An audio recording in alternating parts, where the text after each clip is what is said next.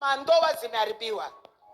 La plupart des ministres de Dieu veulent voir la gloire dans les ministères en ayant des foyers brisés. Watumishi wengi wa Mungu wanataka kuona utukufu katika huduma zao, lakini wako na mandoa zile zimeharibika. Il y a 3 types de ministres de Dieu dans le foyer. Kuna aina 3 ya watumishi katika ndoa. Hommes comme femmes. Kuna wanaume kama wanawake. Des ministres de Dieu qui sont bénissants mais dont le foyer est ichabod. Kuna watumishi wa Mungu ambaye ni wa baraka lakini viwete ndani ya ndoa. Il n'y a pas de gloire dans la famille. Hakuna utukufu katika familia. Il n'y a pas de gloire dans le foyer. Hakuna utukufu katika ndoa. Deuxième catégorie, il y a des hommes de Dieu puissants que vous êtes, mais qui sont à côté de Dieu sans vivre Dieu. Kuna watumishi wa pili, ni watumishi wa utukufu gisi ulivyo, lakini wanaishi bila Mungu. Troisième catégorie, il y a ceux-là qui sont sur le rocher. Kuna watatu ni wale wako juu ya mwamba. Sur le rocher, ils vivent la gloire de Dieu. Il y a la gloire de Dieu aussi dans leur famille et dans leur couple. Kuna wengine wanaishi utukufu wa Mungu, ndani yao kuna utukufu wa Mungu, kwa ndoa yao kuna utukufu wa Mungu. Écoute, homme de Dieu. Sikia mtumishi wa Mungu. Matthieu 14:19.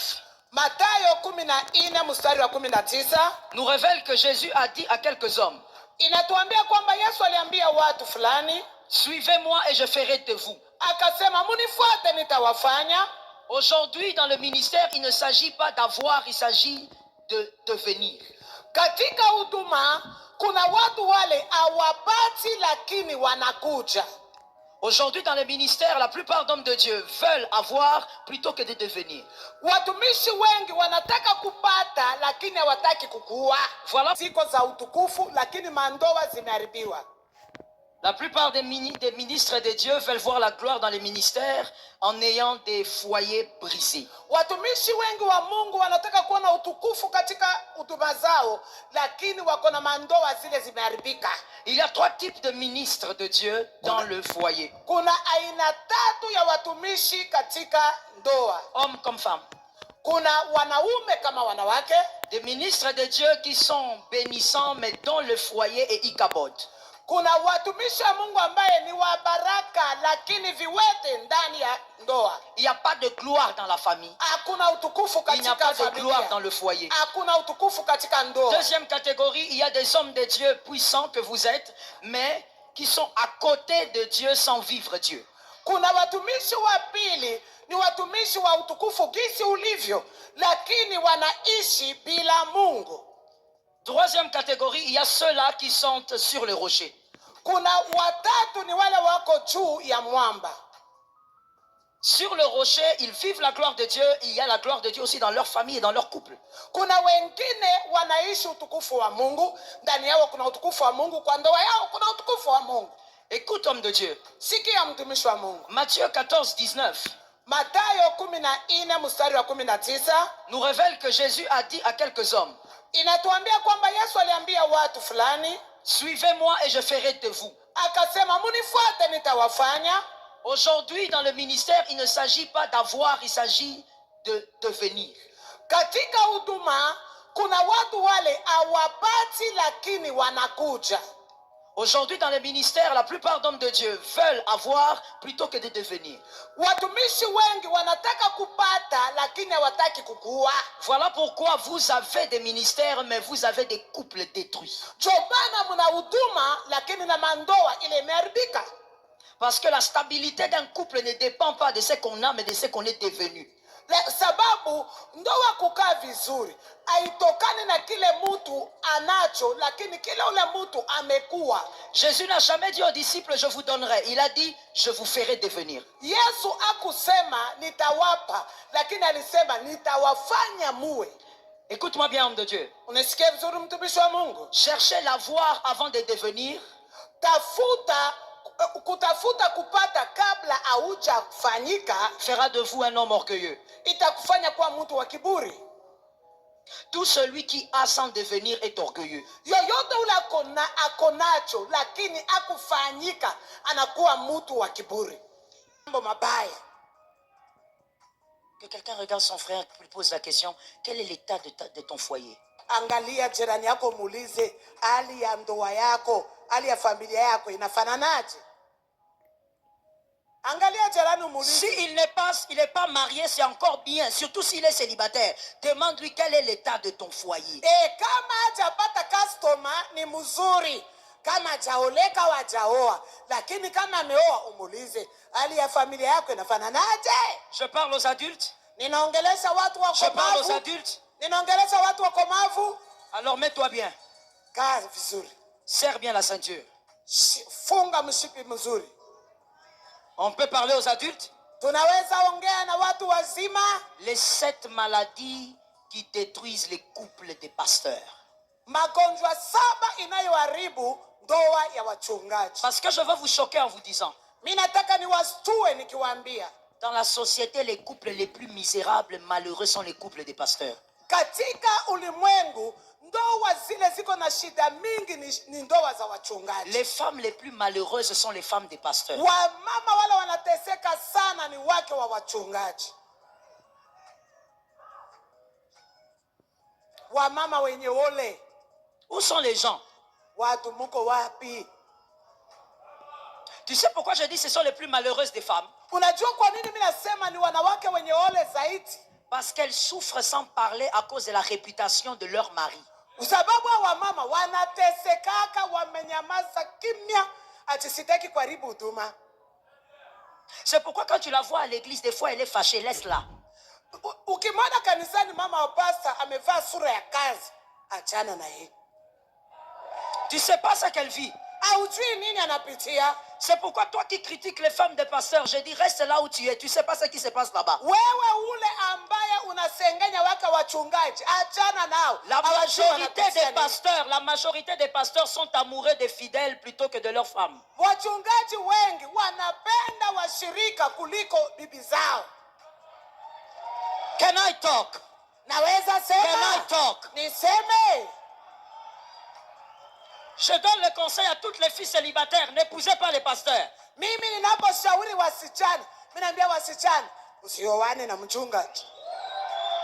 Si on ne t'avait pas dit, moi, le pasteur Joël, je choque souvent les gens. Kama wakukuambia mimi mchungaji Joel, mimi ni Susan. Donc je te choque encore. Usioane na mchungaji. Toutes les célibataires, conseil gratuit. Prophète, fuis. Pasteur, fuis. Évangéliste, fuis. Apôtre, fuis. Nyinyi wasichana ambaye hamujaoleka, ukiona mchungaji toroka, ukiona nabii toroka, ukiona apostol toroka, ukiona mwinjilisti toroka. Toroka encore. Toroka.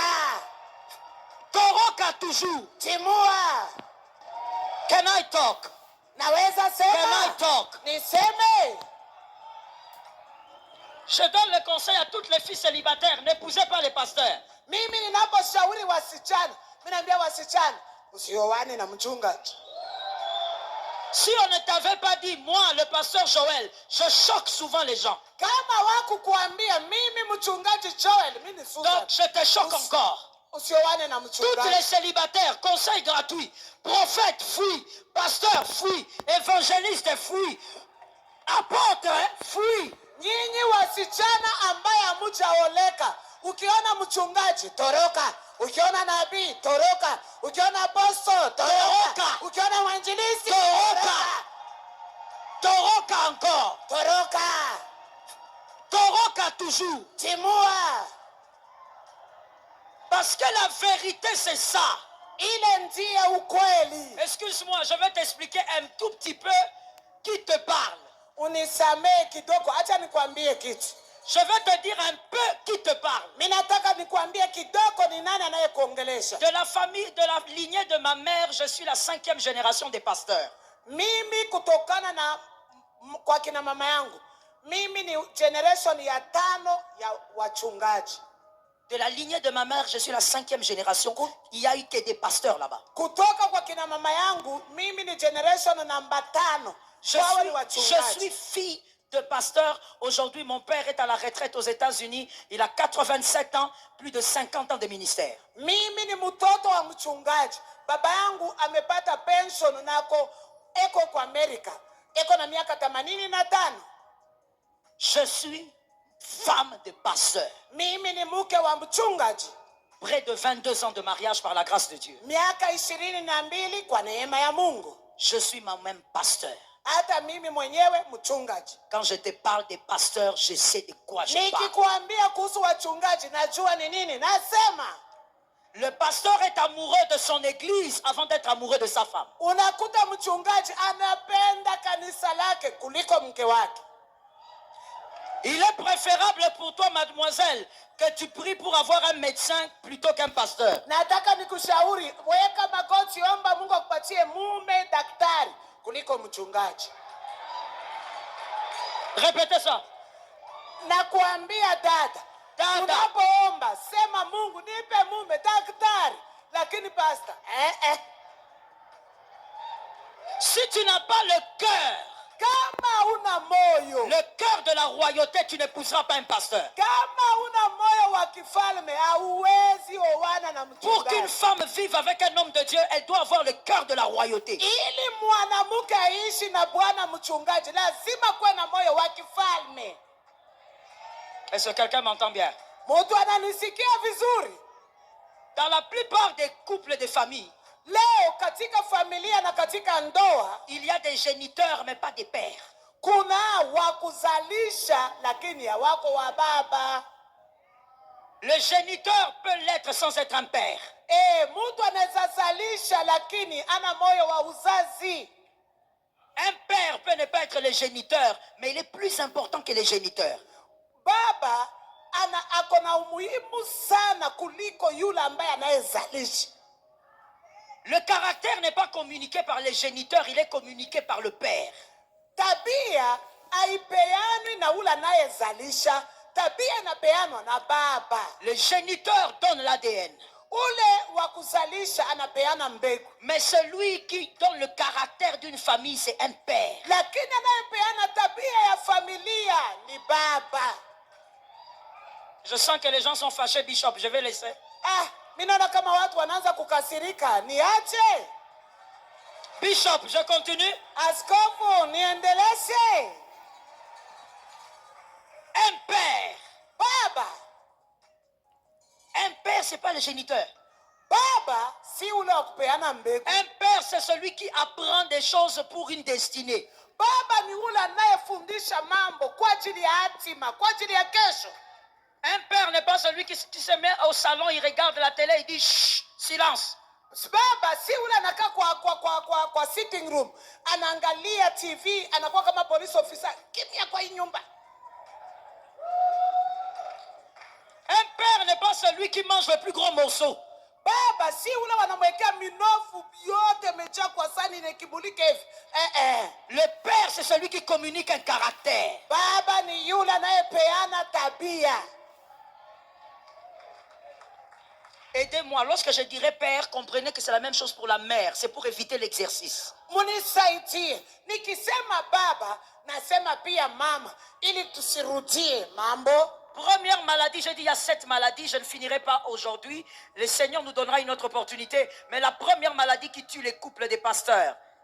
Niko nasema magonjwa 7. Sitamaliza yote leo, lakini naongea habari ya magonjwa 7 inayoua ndoa ya wachungaji. L'amour du peuple de Dieu plus que de sa famille. Kupenda watu wa Mungu zaidi ya familia yake mwenyewe. Jean 21:15. Yohane 21:5. Jésus dit. Yesu akasema. Jean 21:15. Yohane 21:15. Puis c'est l'heure de la vengeance. Minuit, c'est l'heure de la vengeance. Minuit, c'est l'heure de la vengeance. Tu réclames, tu dis Seigneur, c'est l'heure de la vengeance. Je n'appelle pas un esprit, j'appelle l'Éternel des armées. À toi maintenant d'établir la justice. La Bible nous révèle qu'au milieu de la nuit, les échanges se font. Si on a changé quelque chose, toi tu es normalement appelé à 2025 de vivre une promotion. Mais si on a échangé avec la mort, je déclare que ça soit neutralisé. Au milieu de la nuit, tu ne peux pas faire les choses avec mollesse. Si tu as sommeil, organise-toi pour que le sommeil te quitte. Lave le visage. Fais tout ce que tu peux. Mais au milieu de la nuit, je crois qu'avec tous ces points que je t'ai donnés, vraiment, tu ne peux pas avoir le même regard qu'autrefois. Le milieu de la nuit est stratégique pour le monde des esprits. Ne blague pas avec ces heures-là. Que le monde spirituel ne te considère pas comme un immature spirituel. Que tous les acteurs du monde spirituel ne te considèrent pas comme un faible spirituel. Tu dois être éveillé, être fort et avoir la connaissance. Des fois, le Seigneur, oh là là, le Seigneur d'amour, il se bat. Il va te réveiller la nuit. Tu te réveilles. Oh, pour ça, il te réveille, il trouve des stratégies et des stratégies pour te faire comprendre que ce n'est pas l'heure de dormir. Non, tu vas aller aux toilettes, tu reviens, tu prends la couette, tu dis, je vais continuer le rêve. Dieu utilise des stratégies. Il envoie même des moustiques. Ah oui, vous en riez, mais c'est la vérité. Dieu utilise tout ça. Ce sont les armes de Dieu. Parce qu'il voit que pendant que tu dors, à côté de toi, il y a quelqu'un qui est en train de faire l'échange. Il est en train de te marmailler. Il touche ta tête, il caresse ta tête. Toi, tu es là, tu tournes des positions. Tu tournes. On est en train de caresser ta tête et on est en train de faire des échanges spirituels. Dieu envoie. Des fois même tu dors, mais dis j'ai très froid. Tu te réveilles, tu dis oh, pourquoi j'ai froid comme ça? Les fenêtres se sont ouvertes. Non, les fenêtres sont fermées. Dieu a créé un mouvement pour que tu te lèves. Mais toi, non. Donc même le langage de Dieu comme ça, tu n'entends pas. Tout ce que tu comprends, tu vérifies les fenêtres et puis tu prends la couette, tu dis cette couette est faible. Je prends la grosse couette là. Tu prends et tu dors. Même les anges se demandent quelle formule on doit faire avec cet homme. Et en ce moment, on est en train de faire des échanges. On prend ton bon pied, on est en train de récupérer, on te donne un pied malade. Tu as moins de 30 ans, mais tu souffres de la jambe. Tu as très mal au genou. Ce qui a été vivant la nuit restera vivant le jour. Si donc la journée, tu remarques que l'un de tes rendez-vous meurt, le rendez-vous n'est pas mort en ce moment-là. Le rendez-vous, on l'a tué la nuit. On a touché au cœur de cet homme qui devait te faire du bien la nuit. Tu te lèves, tu dis, Seigneur, ce cœur-là, qu'il me serve. Mais attends, il y a quelqu'un qui regarde, il dit, pasteur, c'est comment encore ça? Ça, c'est pas... Non, non, non, c'est toujours en Dieu. Car il y a une écriture qui dit, lorsque l'Éternel approuve les voies d'un homme, il dispose. Même tes ennemis, Dieu va les disposer. Pourquoi? Parce qu'il approuve tes voies. C'est-à-dire, Dieu a donné la capacité aux enfants de Dieu de dire, Seigneur, le chef là, il me dérange trop. Mais moi, je veux maintenant que tu inclines son cœur. Qu'il fasse partie des premiers fans là-bas au travail. Et tu es étonné quand tu viens, il te dit, oh petit, mais je te cherchais, on va prendre un café. Parce que tu as travaillé la nuit. Arrête d'être paresseux, sors de la paresse. Donne-moi un amen normal. Arrête d'être paresseux, sors de la paresse. Arrête de te chauffer avec ton mari, ta femme la nuit. Prie. Il y a plus important que le lit. Il y a plus important qu'avoir chaud dans un drap. Prie.